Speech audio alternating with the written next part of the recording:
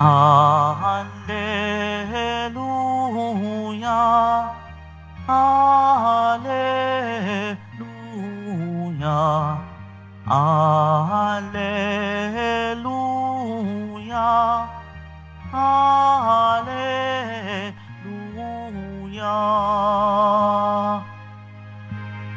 Si Jesucristo ay tapat, saksi at buhay ng lahat. Tayo'y kanyang iniligtas. Alleluia, Alleluia, Alleluia, Alleluia.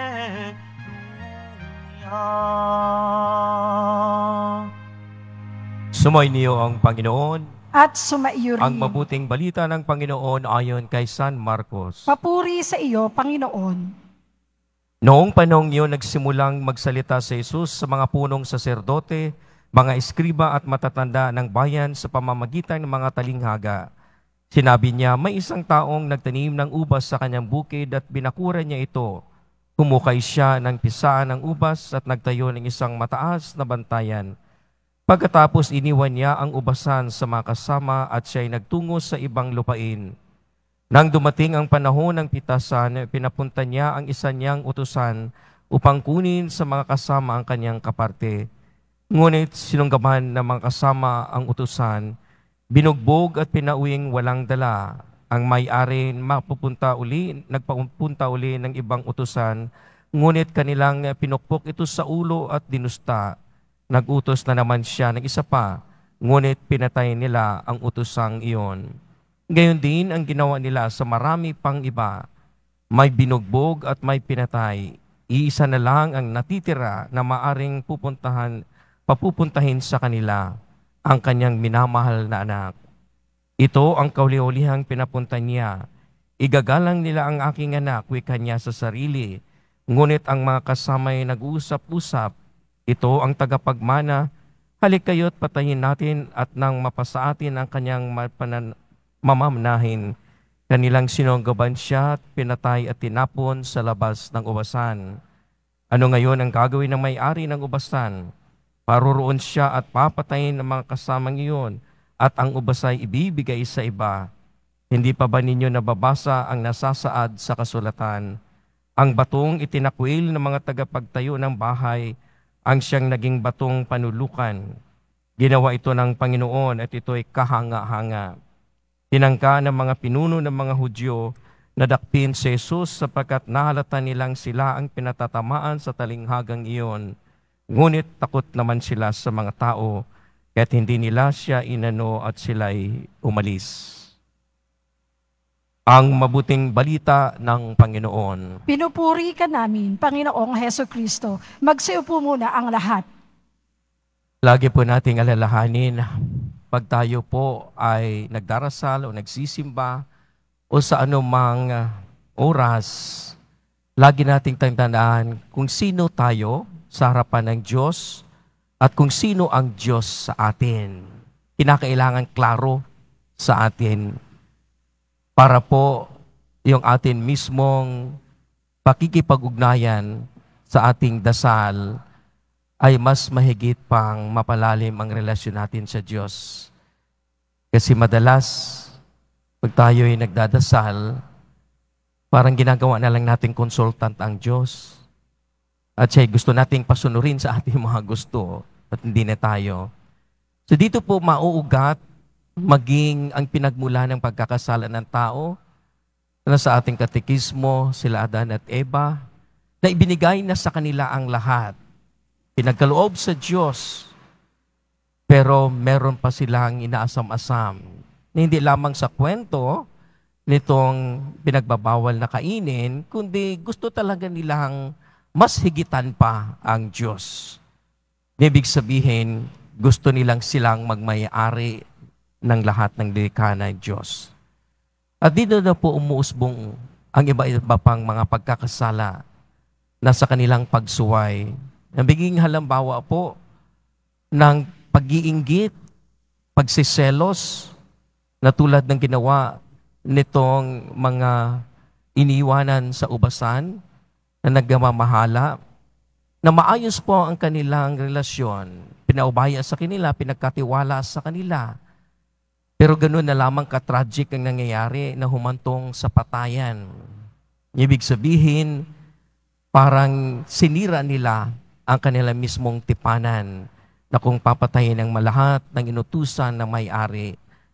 Sa kwentong ito, inaamin ng ating Panginoon Kristo, siya ang anak na may-ari ng ubasan. Ipagpatuloy pa natin ang iba pang pagsimula ng pagkakasala na halimbawa ng anak maging nila Adan at Eva, sila Cain at Abel. Ano po ang kanilang pagsimula ng pagkakasala?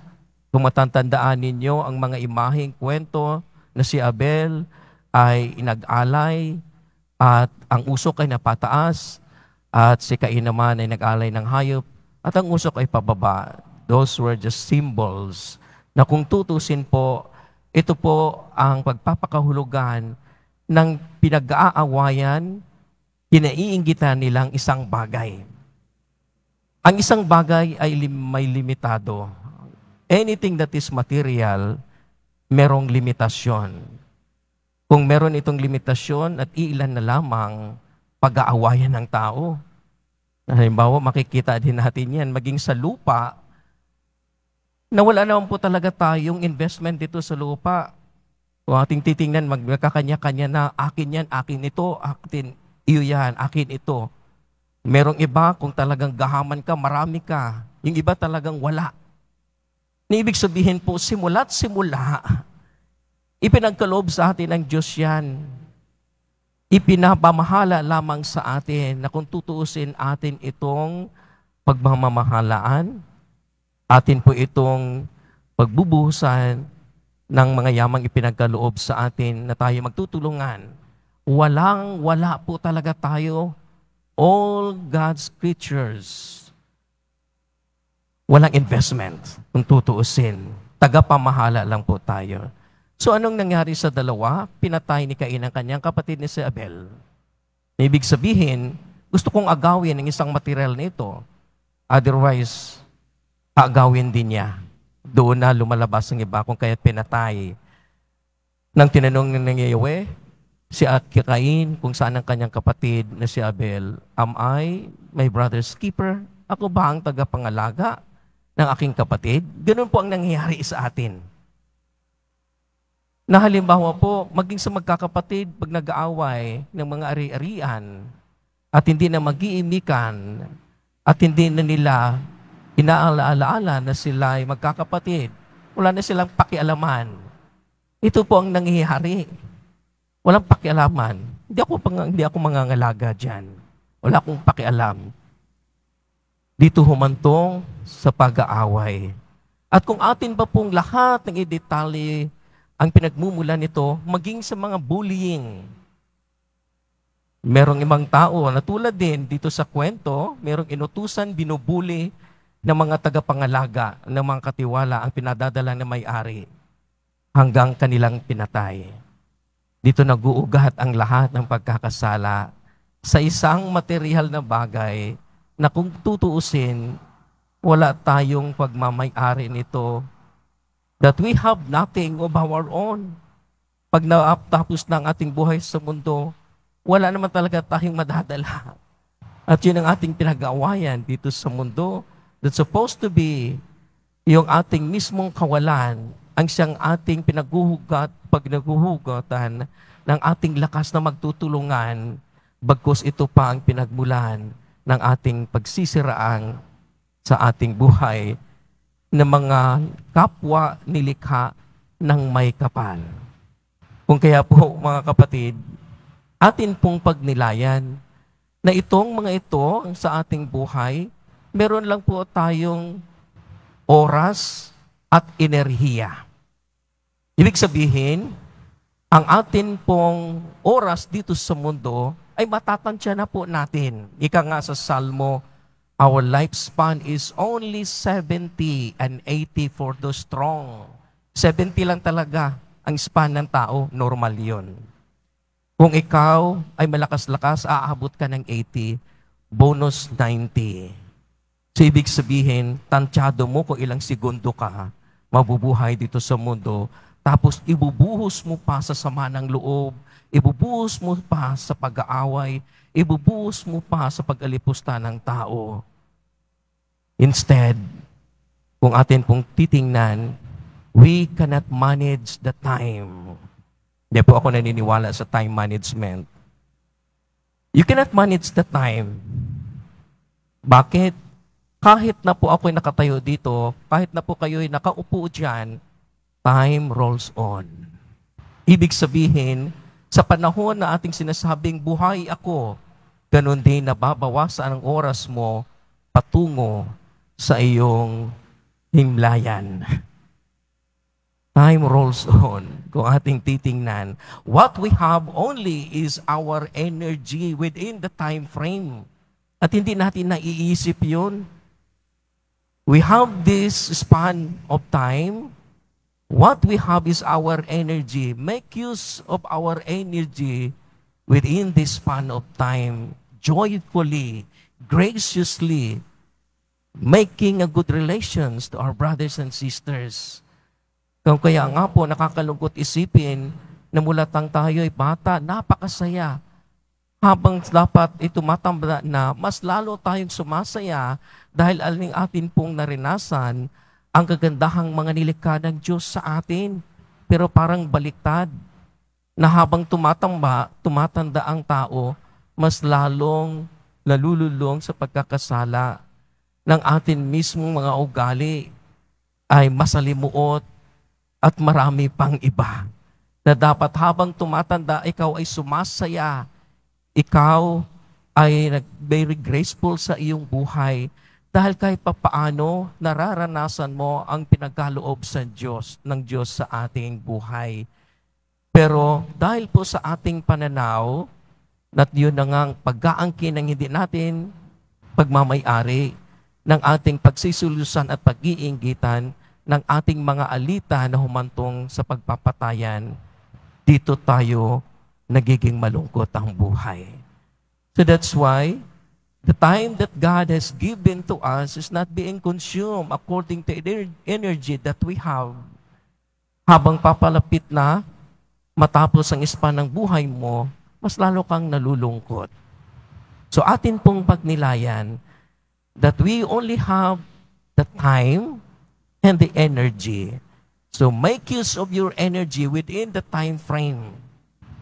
At kung gagamitin mo ito, magiging masaya dapat ang bunga ng buhay mo. Ito po ang nangyayari sa ating ebanghelyo, lahat pinaalalahanan. Ibig sabihin itong ipinapadala ang mga propeta. Ang mga propeta po ay nagpapagising sa mga tao, epata, gising. Ang mga propeta po ay nagpapaalala sa mga tao kung ano ang tama na ibabalita at ano ang mali na iwawaksi bagkus sila'y pinatay. Kung sino ang nagsasabi ng katotohanan, maging sa ating lipunan ngayon, pinapatay, pinatatahimik dahil ayaw nilang matuntun ang katotohanan dahil masakit ito. So mga kapatid, the truth is that we have to understand that we have the life of being mortal. Ang akala po natin na hindi na tayo mamamatay, na ito ang ating gagawin sa ikabubuhay ay walang katapusan. Kaya ating itong pinag-aawayan. Ang totoong pagpapalago ng espiritual na buhay, when we acknowledge our mortality, that someday matatapos itong aking panahon dahil mauubos ang aking enerhiya. So ano ang aking gagawin? We have to be smart. I have this time. Make use of this time sa aking energy na ilalapat ko at magiging masaya ako sa buhay na ipinagkaloob sa akin ng Diyos. Sa ganong paraan, ang ating Panginoon si Kristo ay mananatili sa atin at gumagabay sa ating kaisipan. So mananatili tayo sa ibinigay niyang halimbawa sa atin na maliwanagan natin that we have nothing in this world, nothing at all. Sa bandang huli, wala po talaga tayo. So again, the reminder of this gospel is, we have this time, make use of this time frame according to the energy that we can. Kasi hindi natin mamalayan, malakas tayo ngayon, ay bukas baka bumaliktad na tayo. So magiging masaya hanggang matapos ang panahong ibinigay na atin ng ating Panginoong Diyos.